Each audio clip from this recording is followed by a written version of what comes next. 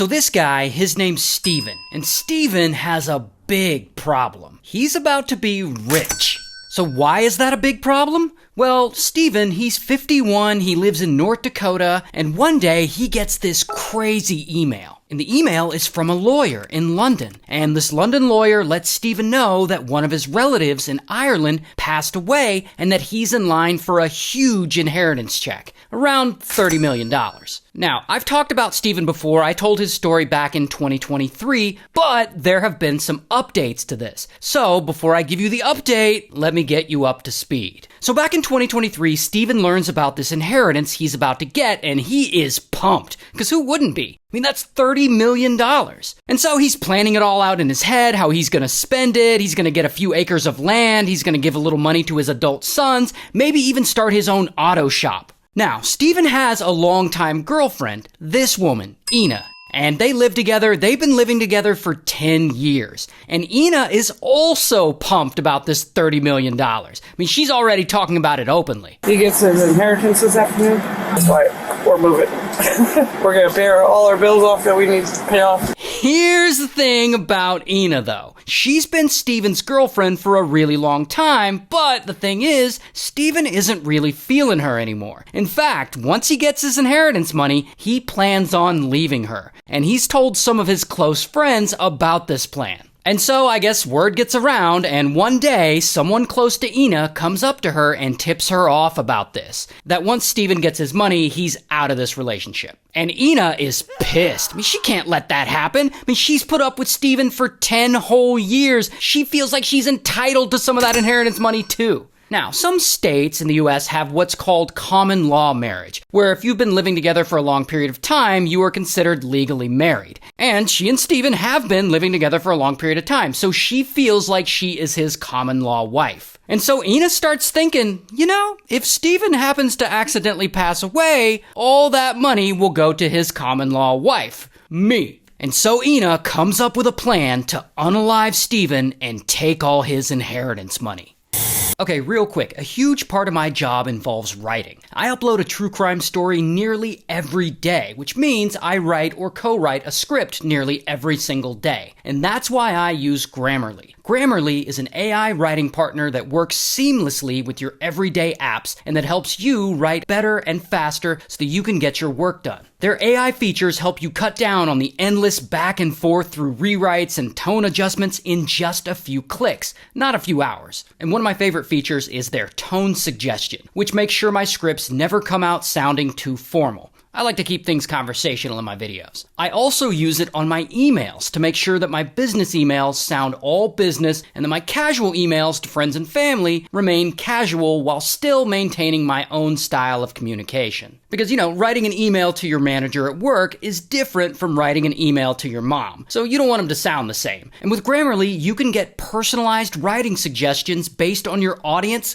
goals, and context. Plus, in general, Grammarly helps me communicate my thoughts clearly and effectively, ensuring that I get every detail in my stories just right. And whether it's catching typos, suggesting better words, or fixing my grammar, this is like having a writing partner that's always there when I need it and never sleeps. And for me, this isn't just a tool. It's an essential part of my storytelling. It ensures that my scripts are not just accurate, but powerful. And the best part is that all of these features shown are free. And if you want to check it out, head over to Grammarly.com/Ray, where you can sign up and download for free.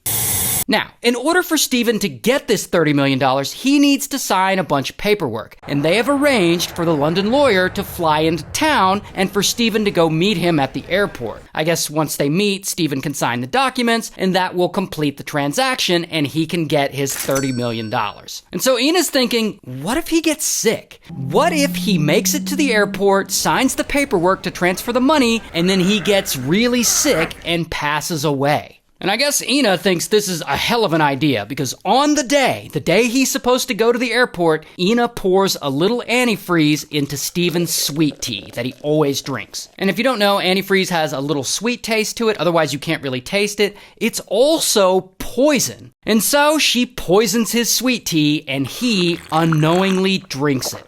A few hours later, Ina, Steven, and a few of Steven's friends, they all take a trip over to the airport. So they get there, and the whole group is there, chilling in the waiting area, waiting for this lawyer's flight to land. And after a bit of time passes, suddenly, Steven starts to feel terrible. He gets stomach pains, like really bad ones. And with each passing minute, the pain gets worse and worse. And his friends are like, yo, should we take him and leave? And Steven's like, no, because, there's $30 million at stake here. He wants to wait a bit longer. He feels like he can make it. And so they wait, and they wait, and they wait. And poor Steven gets sicker and sicker and sicker. And after a few hours, they start to feel like, well, this London lawyer isn't going to show up. I don't know, maybe his flight got delayed or something. But by this time, Steven is in really bad shape. Like he can't walk on his own, and he barely seems conscious. And Steven's friends are like, yo, Ina, Steven's looking really bad. I think you need to call an ambulance. And Ina's like, no, he's fine. It's probably just heat stroke. And she insists on not taking him to the hospital. And so Steven's friends take him home instead, and they put him in bed to rest. While Ina waits back at the airport because she's waiting for the London lawyer to arrive. And unfortunately, the London lawyer never does.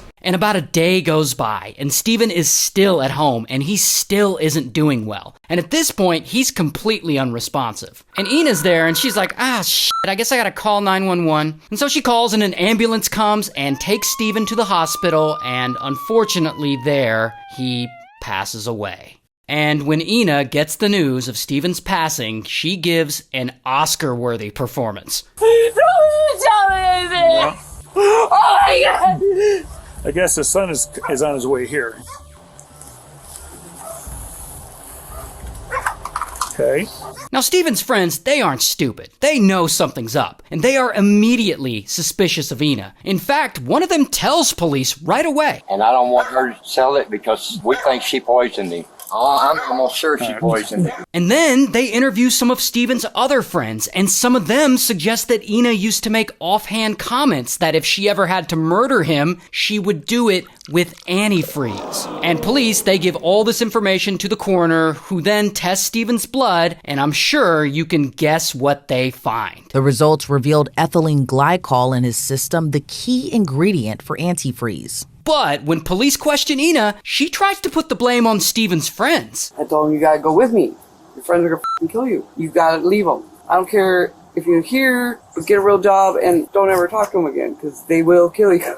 Apparently he was poisoned. And then she also tells police about some other concerns she has. And I don't know how to get a hold of the guy in London with his inheritance. He should be here in town. I don't understand, why he never showed up at the airport. Now, her priorities are obviously on the money, but here's the thing about that, though. She's thinking the inheritance will go to her, as she is Steven's common-law wife. But they live in North Dakota, and North Dakota doesn't actually recognize common-law marriage. So she ain't getting shit.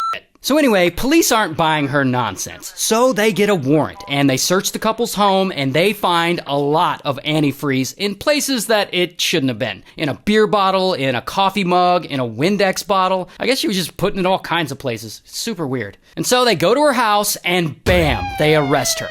Why me? I've never been arrested before like this. I've never done anything.